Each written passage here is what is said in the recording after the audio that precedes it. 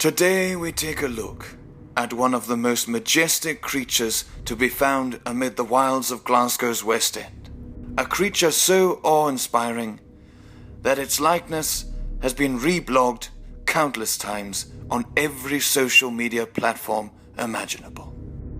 The creature in question is none other than Hipstorus Carnivorus, more commonly known as the lesser-spotted culture vulture.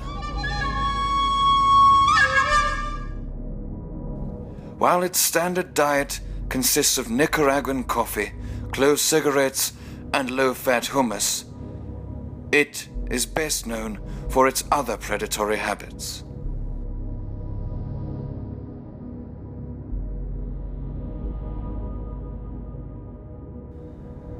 Besides giving unsolicited fashion advice to strangers, it can be seen stalking local charity shops to prey on dying fashions and out-of-date trends, with a preference for vintage clothing and obscure vinyl.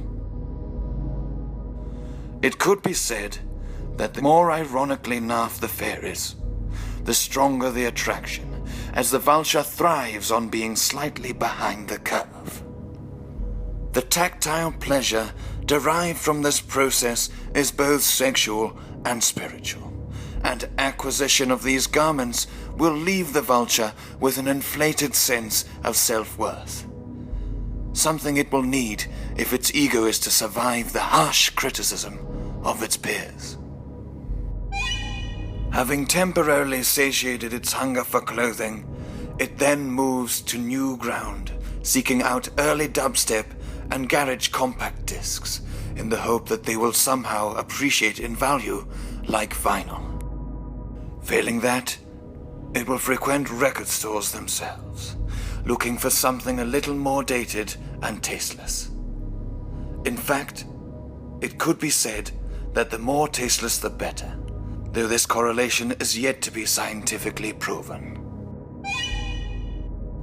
Back on the street, the culture vulture can be seen taking artistic photographs of homeless people, instead reserving its loose change for the subpar buskers that are scattered nearby.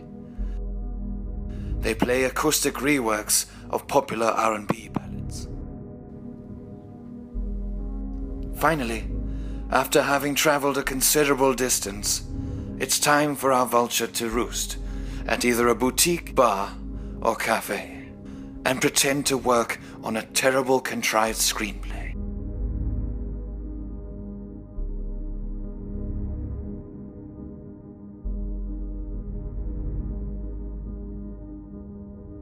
After much procrastination, it's time to call it a day, and coffee is quickly substituted with pints of indistinguishable craft beer. Without pictures on the tap, it's just a bewildering array of brand names. Which of these brands sounds most foreign?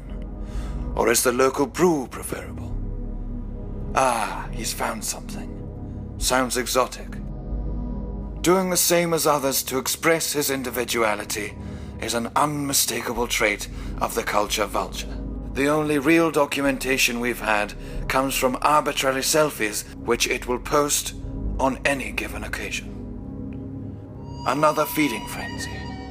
Stone-baked artisan ciabattas with caramelized beetroot and pastrami. For although the vulture subsists primarily on watered-down fashions, it is, at the end of the day, a carnivore.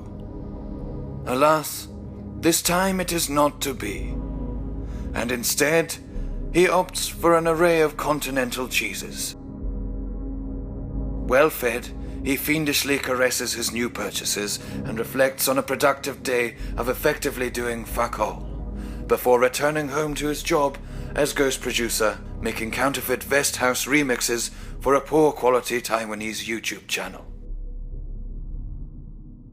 A very complex and intriguing beast, and one which deserves every effort made to protect his natural habitat, so that we might enjoy the chance to laugh at him in years to come.